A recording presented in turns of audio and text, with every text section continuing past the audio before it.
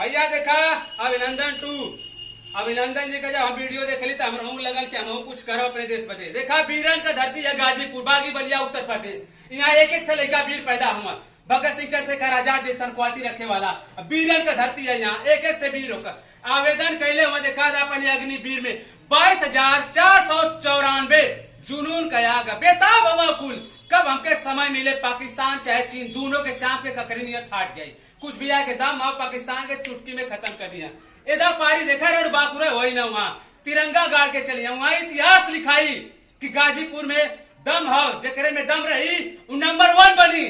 चाहे आगे से नंबर 1 बना चाहे पीछे से तूफान मचा दा। इधर पर धुआं उड़े के चाहे धुआं महीना धुआं उड़त रही वहां गर्दा। लोग कहे क्या बात है, कहे कि भैया गाजीपुर का लड़का आया ना इतना तगड़ा दौड़ देना कि धुआं उड़ गल। वहां आज भी जाए कि वहां जब दौड़ लड़का गाजीपुर का ना तो पूरा धुआं उड़ जाये। ऐसा लगे कि वहां बम फूट गया, ऐसा लगे कि वहां बारूद आ गया, ऐसा लगल कि वहां भट्ठा लगल।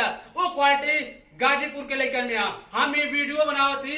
बाबू स्पोर्ट 99 यूट्यूब चैनल हमारे। एक लाइक और कमेंट इतनी शेयर कर देना कि गाजीपुर के जितना युवा हुआ और गाजीपुर के बाहर आजमगढ़ जाए जौन जिला होकर चंदौली आजमगढ़ जौनपुर बनारस मऊ कोनो भी जिला होकर कुल लड़का झोंक के तैयारी करत हुआ। जकरे में बारूद भरल रही वो अग्निवीर में जाये और पाकिस्तान होकर चाहे चीन दोनों के ककरी नियर फाड़ किया जाये।